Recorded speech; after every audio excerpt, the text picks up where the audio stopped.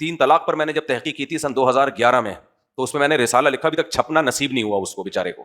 تو وہ ڈیپ میں گھس کے میں نے اس میں تحقیق کی ہے, اور اس رسالہ لکھنے سے پہلے, تحقیق کرنے سے پہلے میری رائے یہ تھی کہ یہ مسئلہ اختلافی ہے. اس میں چاروں امام تو 3 طلاق کو 3 کہتے ہیں, لیکن اسلاف میں کچھ ایک آدھ شاید اس کے قائل ہیں کہ 3 ایک ہوتی ہیں. اور یہ میں نے رائے اس لیے تھی, میں نے کہا یار اہل حدیث ہیں, ادھر سعودیہ کے سلفی علماء میں بعض سب نہیں, وہ 3 کو 1 کہتے ہیں, تو کچھ تو ہوگا, لیکن قرآن میرے ہاتھ میں ہے. جب میں نے اس میں ڈیپ میں جا کے تحقیق کیا نا, اور تحقیق کا مطلب تحقیق, اتنا میں نے مطالعہ کیا, اتنی کتابیں پڑھی کہ میری کمر کبڑی ہو گئی, مجھے پین کلر کھانی پڑی تھی کمر کے لیے. سمجھ میں آ رہی ہے بات؟ بیٹھا رہتا تھا اس کے لیے, ایک الگ سے میز بنوائی اسپیشل, کیونکہ میں نیچے بیٹھ کے کام کرتا تھا اس وقت نا زیادہ. اس کے بعد میری رائے قائم ہوئی نیوٹرل ہو کے, یہ نہیں کہ میں حنفی ہوں اس لیے, نا کہ کچھ بھی نہیں ہے اس میں. کسی سلف میں کسی کا قول نہیں ہے کہ 3 طلاقیں ایک ہوتی ہیں. اتنی گھمایا گیا ہے نا اس میں باتوں کو, اتنا پیچیدہ بنایا گیا ہے, کہیں بھی نہیں ملتا ہمیں اسلاف میں. یہ مسئلہ بعد میں اختلافی ہوا ہے.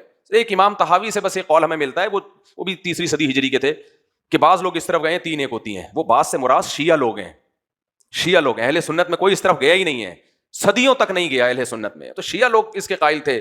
تبھی اسی تحریر میں آخر میں امام طحاوی نے لکھا کہ صحابہ تابعین کا اس پر, صحابہ کا اجماع نقل کیا اس پر. جب صحابہ کا اجماع ہو گیا پھر تو اس اجماع سے بڑی تو کوئی مضبوط دلیل نہیں ہوتی میرے بھائی. تو یہ 3 طلاق کے مسئلے میں پھر میں نے جو شدت اختیار کی ہے نا, یہ شدت نہیں ہے, یہ کانفیڈنس ہے. صحیح ہے نا؟ اس لیے اہل حدیث کو میں ان سے محبت کرتا ہوں. مقصد رمضان میں کسی کو طنز کرنا نہیں ہے, لیکن میں ایک دعوے سے کہہ رہا ہوں اہل حدیث میرے ساتھ بیٹھ کر 3 طلاق کے مسئلے پر بات نہیں کریں گے. وہ یہ اچھا نہیں ہے, یہ اسٹائل سے کسی عالم کو خطاب کرنا. اہل حدیث کو میں اہل سنت والجماعت میں شامل سمجھتا ہوں, ان کو بھی جنتی سمجھتا ہوں, جہنمی نہیں کہتا. لیکن اس مسئلے میں اہل حدیث سے اتنی بڑی مسٹیک ہوئی ہے, اتنی بڑی مسٹیک ہوئی ہے کہ تبھی اہل حدیث علماء ہر موضوع پر بات کرنے کے لیے تیار ہو جائیں گے, لیکن طلاق کے مسئلے پر اہل حدیث نہیں بات کرتے. میں نے ان کو اپنی ویڈیو بیانات بھی بھیجے کہ بھائی اس کا علماء کی طرف سے جواب لے کر آؤ. ان کے علماء کہتے ہیں اختلافی مسئلہ ہے. میں نے کہا اسی پہ بات کر لو کہ اتفاقی ہے یہ اختلافی ہے, اسی پہ بات کر لو. تو اس لیے کچھ بھی نہیں ہے بھائی, طلاقیں دے دی نا 3, بیوی کیا ہو گئی؟ حرام.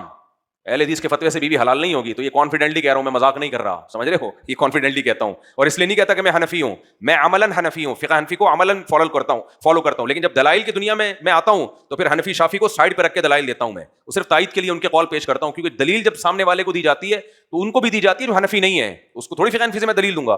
فقہ حنفی سے تو صرف اس کو دوں گا نا جو فقہ حنفی پر عمل کر رہا ہے. جب عام پبلک میں بیان جائے گا تو پھر فقہ حنفی کو میں کیا کر دیتا ہوں؟ سائڈ پہ.